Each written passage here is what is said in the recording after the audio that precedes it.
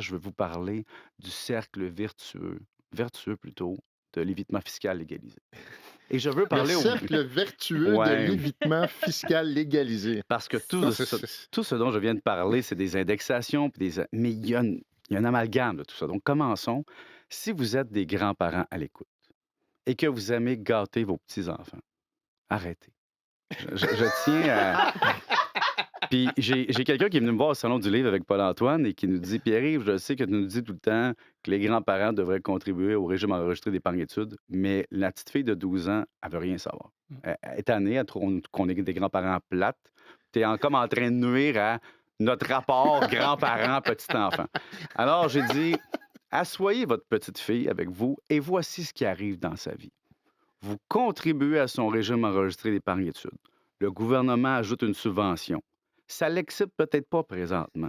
Elle n'y voit peut-être pas les avantages par rapport à un rouge à lèvres chez Sephora. Mais une fois qu'elle sera rendue aux études postsecondaires, elle pourra retirer cet argent-là, qu'elle mette l'argent là-dedans dans une voiture ou autre. Tant qu'elle est inscrite à des études postsecondaires, elle pourra retirer son argent, mettre ça dans un CELI dont le gain ne sera pas imposable, qu'elle pourra rouler dans un CELIA pour acheter une première maison qui sera déductible et dont le retrait ne sera pas imposable parce qu'on aura acheté une maison. Pendant plusieurs années, cette personne-là aura une maison dont le gain ne sera pas imposable.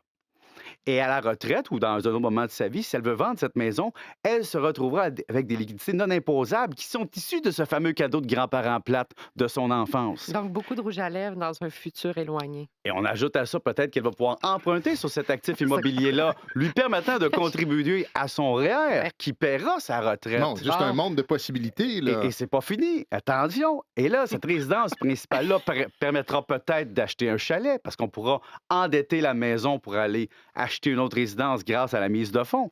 Et finalement, tout ça servira à vendre tout à la fin pour payer la rente de retraite qui permettra de payer le CHSLD.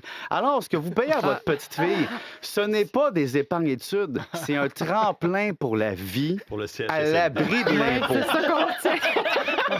Ah, Alors bravo! voilà, c'était mon petit conte de Noël. Alors on rit, mais c'est totalement factuel. Vous êtes en train de donner un évitement fiscal à vie à votre petit enfant. Alors si elle veut avoir autre chose, n'oubliez pas de lui préciser que le grand-père fiscal ou le grand-papa fiscal est très intéressant.